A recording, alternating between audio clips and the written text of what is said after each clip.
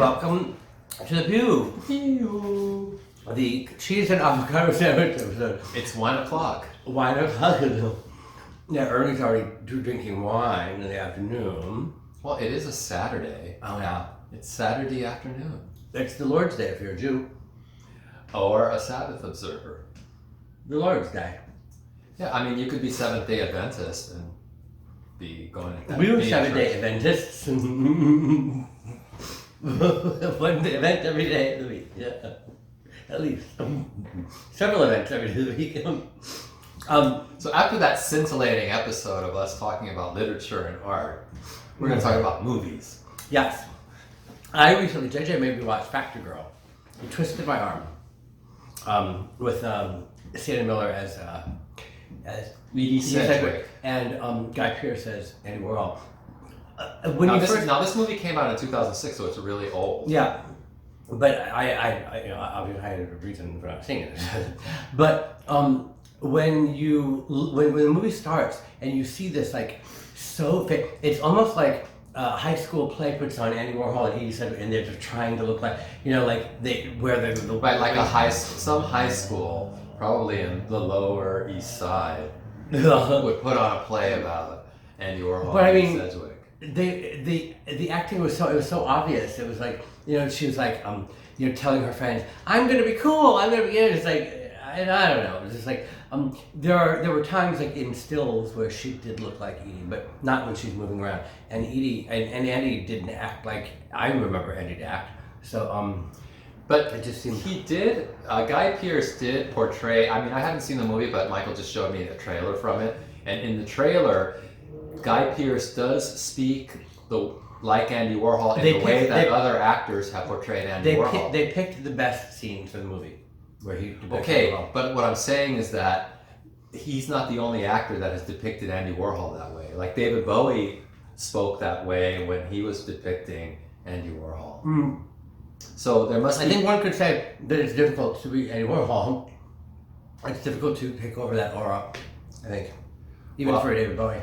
Well, I'm just saying that both Guy Pearce and Andy Warhol kind of depicted Andy Warhol the same way. Mm-hmm. So there must be some truth to the way they're depicting him. I don't know about Guy Pearce, but David Bowie actually knew Andy Warhol. There is some truth in the soft voice and the blaséness, but the voice is not the right voice. It's just soft, and the blaséness was there, but they were overly blasé. I don't think he was that blasé. Oh, okay. Mm-hmm. So, did you like the movie? I did. Ultimately, you forget that they're like bad versions of Andy Warhol and Edie, and you just go along with the story. Mm-hmm.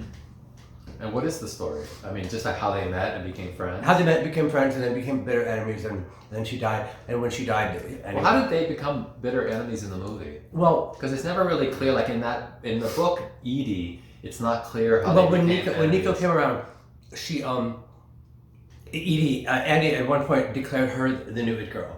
And Edie was It Girl before. So it's kind of like Tony Senecal and Julie Jules. When Tony Senecal came along and Geraldo said that, oh, Julie, you've been replaced by the new It Girls, and she cried on that show.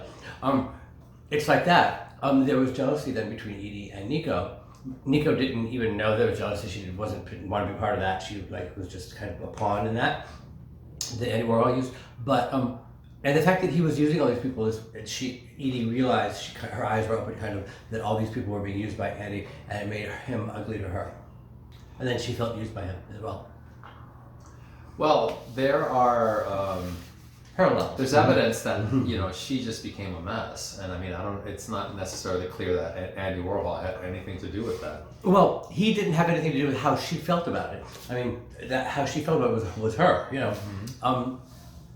And she was kind of a drug mess before, but she was basically a speed freak. But she spiraled into more drug messiness when she was cast aside, and when she imploded. Yes, certainly in the movie Ciao Manhattan. And at one point, Andy even gives Nico an Edie wig and said, "Oh, you look different, just like Edie, better than Edie." Because in Andy Warhol's books, when he writes about Edie Sedgwick, he doesn't necessarily say anything bad about her.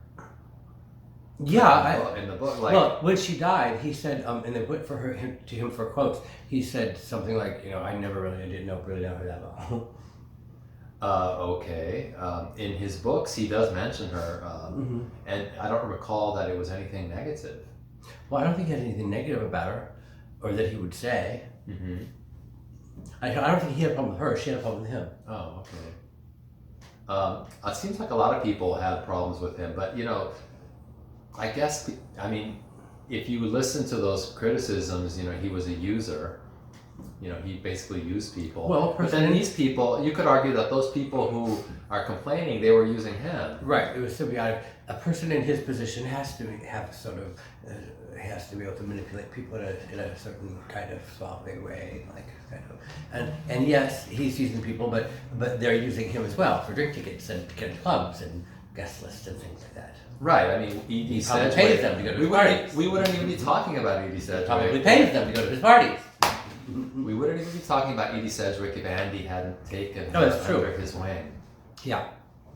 And, I watched the trailer, and I was telling Michael that I also saw the movie Bohemian Rhapsody on the plane when I went to California, and that I liked the movie, it was entertaining, but I had a problem with it, and a big problem with it. And I also had a problem with the trailer of Factory Girl, and it was the same problem. What was the problem? Well, the problem was...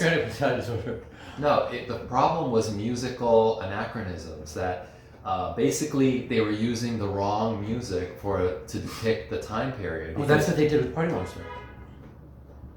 Well, I noticed, especially, I wouldn't expect that with Factory Girl it would be such a big deal. Because Factory Girl, you expect that the relationship between Andy and Edie takes place from the mid to late 60s, and that's about it. And they're playing, in the trailer, they're playing a David Bowie song, Life on Mars, which came out in the early 70s. So they weren't even friends by then.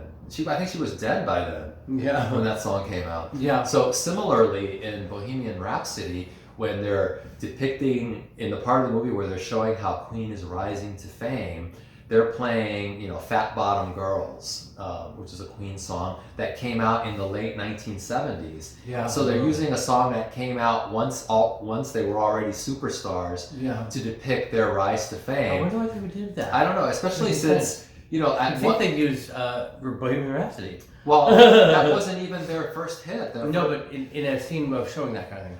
If they were going to show their first hit, they might have shown Killer Queen, or played that song. Because that was one of their first big hits. And but they didn't. They didn't even play that song through the whole movie. It was mentioned in the movie, but it's not played. That's kind of like the go-to song for Queen for me. That Killer Queen is Killer Queen. Yeah, that and then Bohemian Rhapsody. And then the other one. Did they do another one bites the dust? Well, Another One Bites the Dust. We Are the Champions. Yeah. We Will Rock You. Yeah, all those. All of them. They have a lot of good songs. Why would they pick Fat Bottom Girls? It's the most un-Queen song there is. I don't know why they picked that either, because I don't even like that Bordering song. on Barbershop Quartet. It is. At least they didn't use Crazy Little Thing Called Love. Oh, wow. Well, that's more Queen than Big Bottom Girls, I think. Well, yes, of course it's more Queen than Big Bottom Girls. Unless by Big Bottom Girls he means Big Bottom Boys. Well, he probably did mean Big Bottom Boys. Yeah. And the other thing that I didn't like about Bohemian Rhapsody is that there's not enough emphasis on drugs or sex. And that there was a lot. Obviously. Obviously what? There was drugs and sex. Well, obviously there was, but there's very little emphasis on it. You don't even really see him using drugs, and you don't see him having sex. Remember that song, People Are Still Having Sex? It was a really creepy song to come out when that was happening, right? Yeah. Because it was basically saying, it's hopeless. Even this will make people stop. Yeah, that song. Yeah. That song. Who sang that song? We'll be right back. And now a word from our sponsor.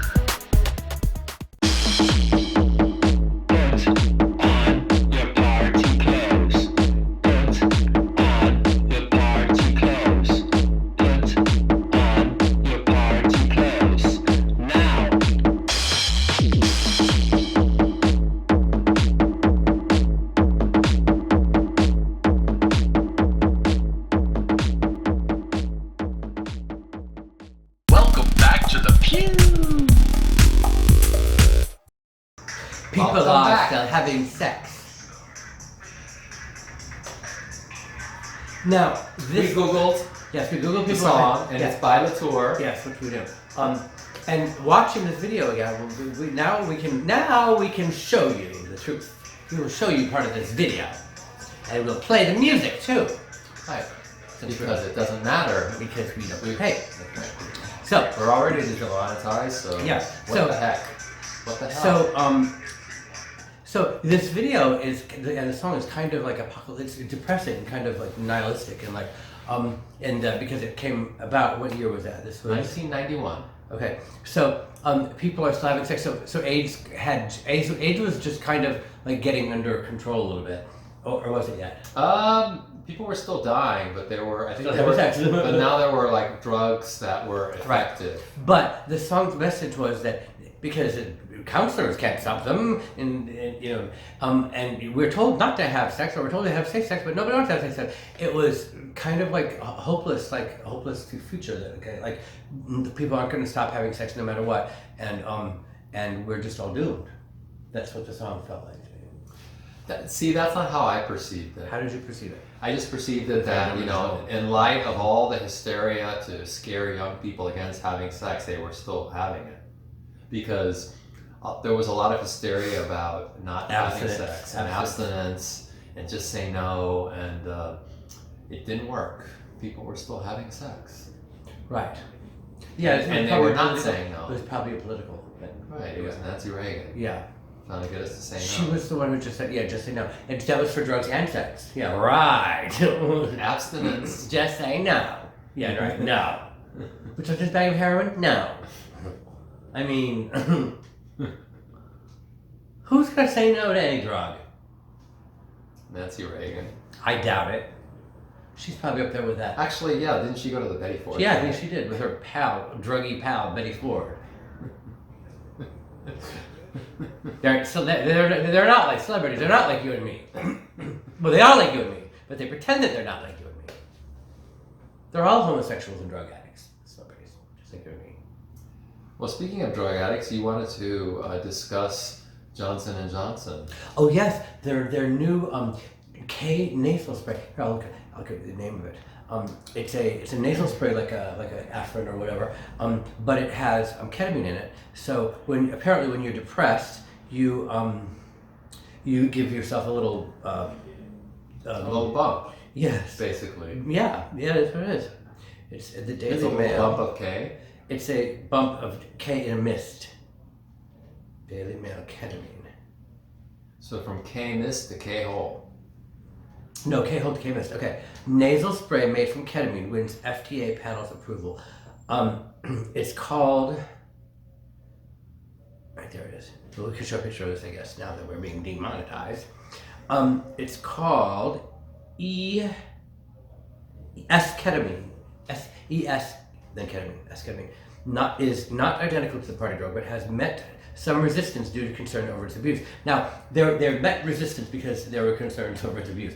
But then Johnson & Johnson did a study, and unbelievably, I mean, obviously, the study came to the conclusion that there is no evidence of any abuse of ketamine in the United States. It's practically unheard of. It's a quote. Practically unheard of. Yeah, I would concur. This is practically unheard of? Mm-hmm. Yeah. Unheard of. No one I know is abusing it. They're not abusing it? No. They're just using it. They're using it responsibly. Yeah. I mean, go to the liquor store, it says, please use this product responsibly. Right. And I know a lot of responsible people. K-tards. They voted 14-2 in favor of the drug. Developed to treat major depression in patients who have not yet benefited from at least 2 major therapies. What are the 2 major therapies? It doesn't say. Okay. Probably Lost in the chaos.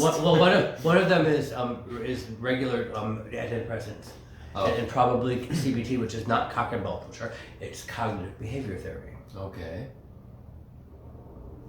Yes. I think S-ketamine has the potential to be a game changer in the treatment of depression. I use the term potential because the issues of cost and patient accessibility need to be addressed.